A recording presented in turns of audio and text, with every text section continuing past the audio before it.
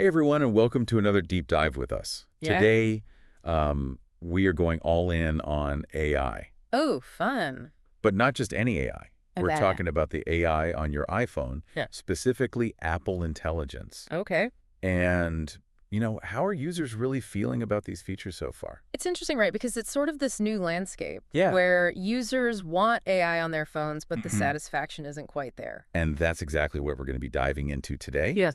Our source material is this recent article from 9 to 5 Mac, Okay. which is a great website if you guys haven't checked it I out, love 9 to 5 Mac. for Apple News and Insights. Yeah. And they cite this survey from CellCell that found that almost half of iPhone users consider AI features Wow. somewhat or very important when Okay. picking a new phone. So that's a big deal. That's huge. That's like a huge voting block. 47.6%. Yeah, 47.6%. To be exact. To be exact. So yeah, almost half the people buying iPhones are actively considering AI. You'd think that would translate to happy users. Exactly. Okay. But here's the catch. Yeah. 73% Yeah.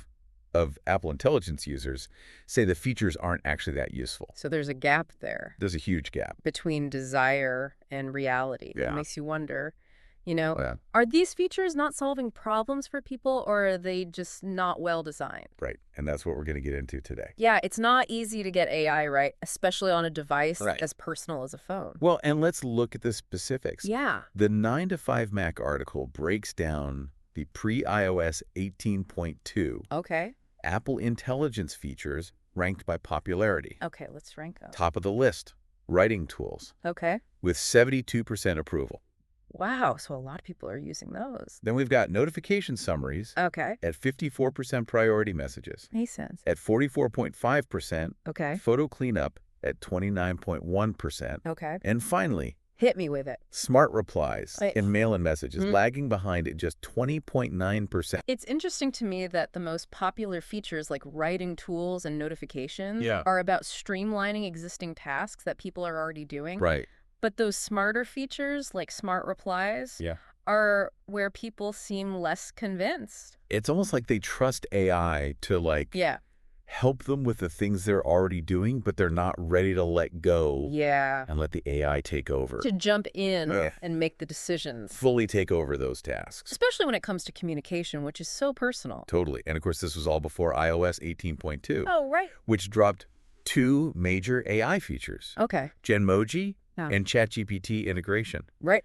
These weren't even on the radar when that survey was taken. So that's huge. I think that could really shift the landscape because Genmoji taps into this Yeah. fun, creative side of AI, Alley. letting you generate custom emojis based on your descriptions. Yeah, imagine typing in a sleepy panda wearing a party hat. Yes. And boom, there's your emoji. That's wild. I know. And then we have ChatGPT integration, which takes things To a whole new level. to a whole new level because now you can ask Siri to specifically use ChatGPT Oh. for those more complex questions or tasks. It's like having a super-powered brain in your Right. pocket. That's not just about simple answers anymore. It's about Right. accessing this huge knowledge base and Mhm. even getting creative content or personalized advice, all powered by AI. So the question is, are these the game changers Oh, good question. people have been waiting for? Yeah. Could Genmoji and ChatGPT be the features that finally make people say, Yeah. okay, AI on my iPhone is actually awesome?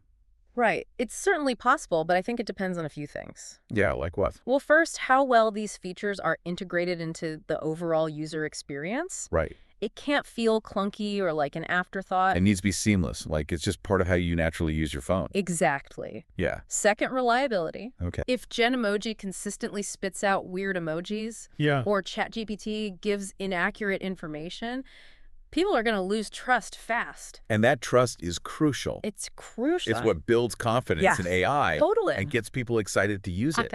And finally, it comes down to perceived value. Okay. Do these features actually solve problems that people care about? Right. Do they make their lives easier, more fun, or more productive Yeah. in a tangible way? That's the million-dollar question. I know. Because at the end of the day, if people don't see the benefit of AI in their daily lives, Yeah.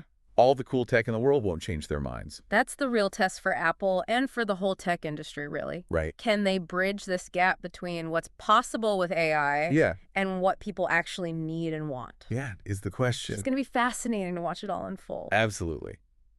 Welcome back to our deep dive into AI on iPhones.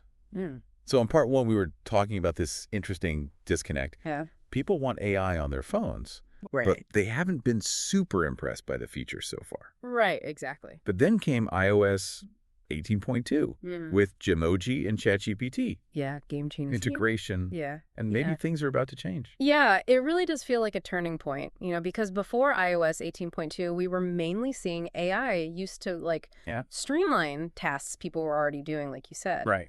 But now with Genmoji and ChatGPT, it feels like we're stepping into a realm where AI can actually unlock totally new possibilities. Let's start with Genmoji. Okay. I mean, who doesn't love emojis? Right. Who doesn't love emojis? But this takes it to a whole other level. Yeah, it's a fantastic example of AI being used for creative expression, Instead of scrolling through endless emoji libraries, Right. you can just describe what you want. Yeah. Like you said, like a purple unicorn wearing sunglasses, Uh-huh. and the AI will generate a custom emoji based on your description. So it's not just about finding the perfect emoji from this preset list.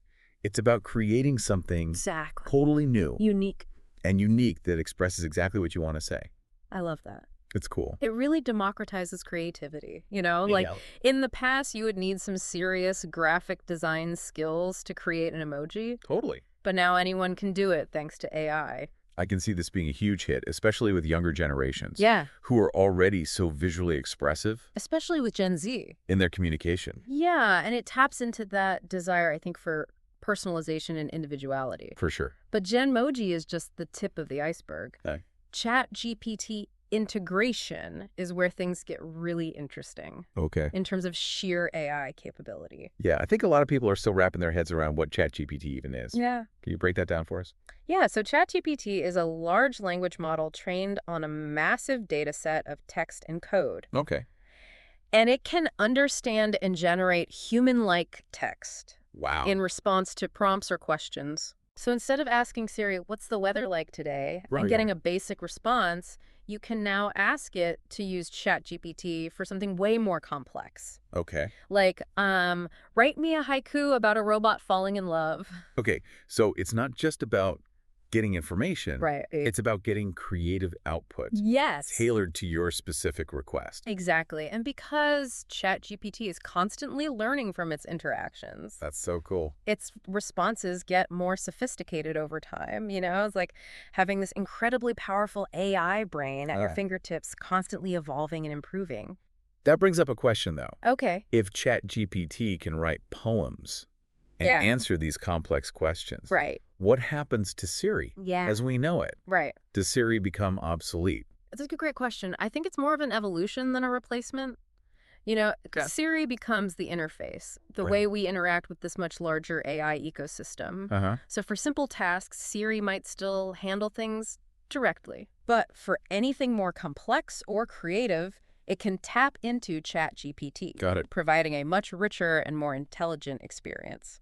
So it's like Siri levels up. Exactly. And becomes this gateway to a whole new world of AI capabilities. I love that. And it raises some interesting questions like, how are people going to use this newfound AI power on their phones? On their phones, yeah. Will it change the way they communicate, learn, work, or even think?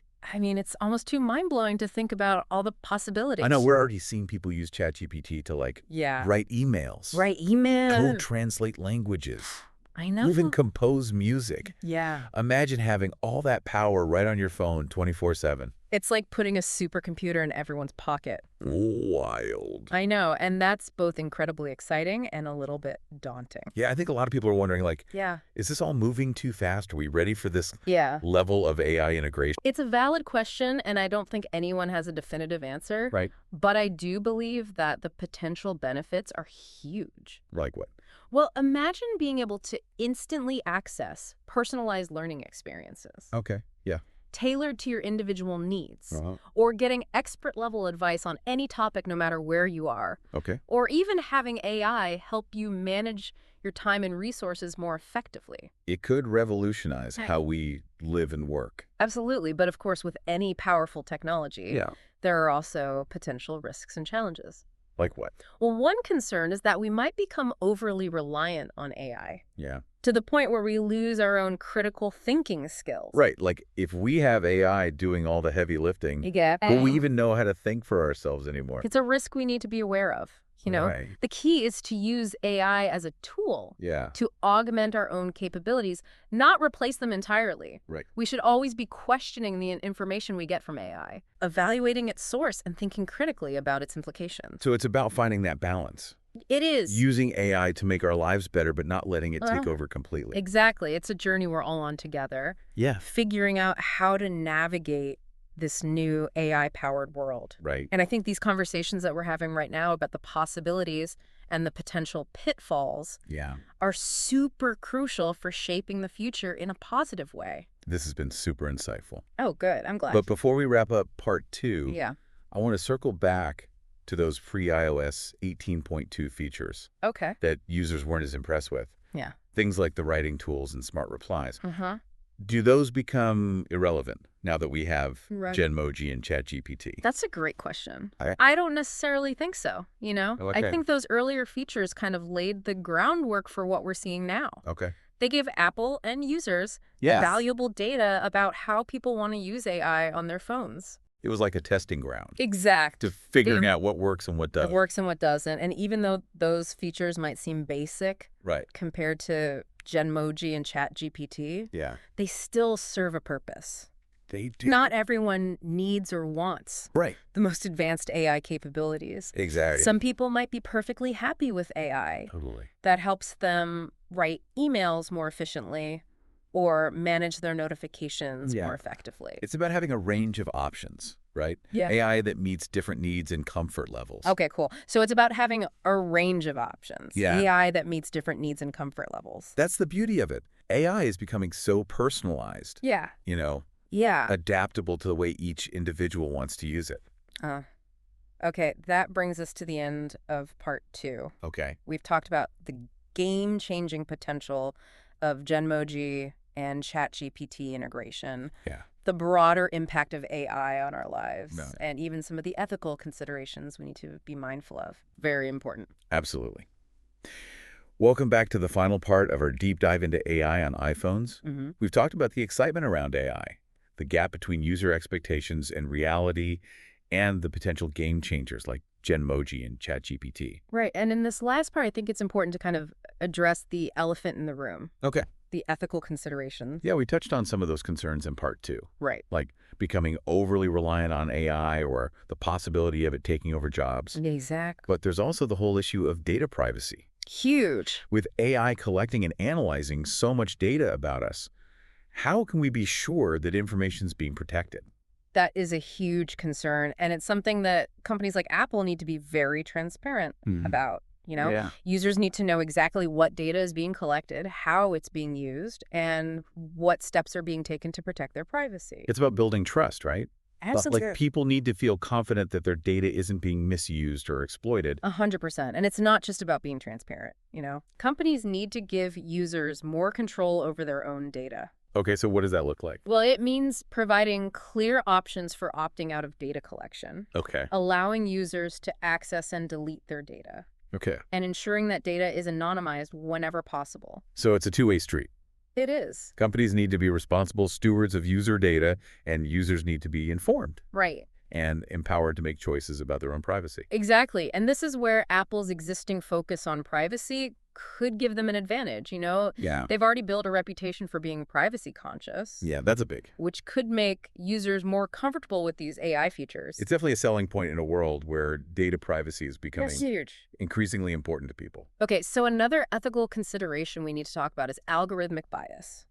So AI algorithms are trained on massive data sets, right? And if those data sets contain biases, the algorithms will inherit those biases. So if the data used to train an AI model is predominantly from one demographic group, the AI might make unfair or inaccurate predictions about people from other groups. Exactly. And it can have serious consequences.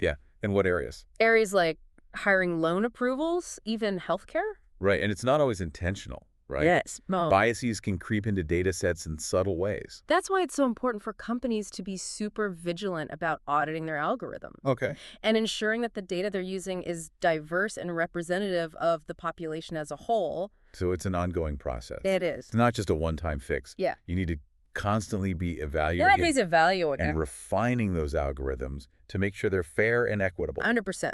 And it requires a deep understanding of the potential pitfalls and a commitment to ethical AI development. Okay. And then the third big concern we talked about was job displacement. Right. There's a lot of fear that AI is going to automate a lot of jobs, Yeah. leading to widespread unemployment. It's a valid fear. How do we address that concern? Well, it's important to acknowledge that AI will likely change the nature of work. Okay. Some jobs will be automated. That's inevitable. Yeah. But I also believe that AI will create new jobs and industries that we can't even imagine yet. It's like the Industrial Revolution, right? Exactly. It displaced some workers, but it also created countless new opportunities. Exactly. The key is to adapt and evolve, Right. We need to focus on developing skills that are complementary to AI rather than trying to compete with it. So things like creativity, Creativity. critical thinking, problem solving, Exactly. emotional intelligence. Skills that are uniquely human. Yeah, those are the skills that will be in high demand in the future. Right. And it's not just about individuals adapting either, Right. Companies need to invest in training and reskilling programs Okay. to help their workforce transition to these new roles. So it's a shared responsibility. It is. We all need to work together to navigate this transition and ensure that everyone benefits from these advancements. 100%. And I think it's important to remember that AI is ultimately a tool. Yeah. It's up to us to decide how we use it. We Right. can choose to use it in ways that benefit humanity, that create new opportunities, Yeah. and that make the world a better place. So it's not about fearing AI, but about embracing its potential Totally. while also being mindful of the risks. Finding that balance between innovation and responsibility. It's an ongoing conversation that we need to be a part of. Absolutely. Well, this has been an incredible deep dive. We've covered so much ground, It has. from the nitty-gritty of specific AI features to these broader implications of this technology on our lives. Yeah, and we've only just scratched the surface. Right. The world of AI is constantly evolving, and it's going to be fascinating to see how it all unfolds. Okay, so as we wrap up this deep dive, Yeah. we want to leave you with a few things to think about. Okay. What are some AI-powered features that you'd love to see on your iPhone? Good question. What problems do you think AI could help solve in your life? And how can we as individuals and as a society ensure that AI is used for good? Those are great questions to ponder because ultimately the future of AI is up to all of us. Thanks for joining us on this deep dive. We'll be back soon with another fascinating topic to explore. Until then, stay curious.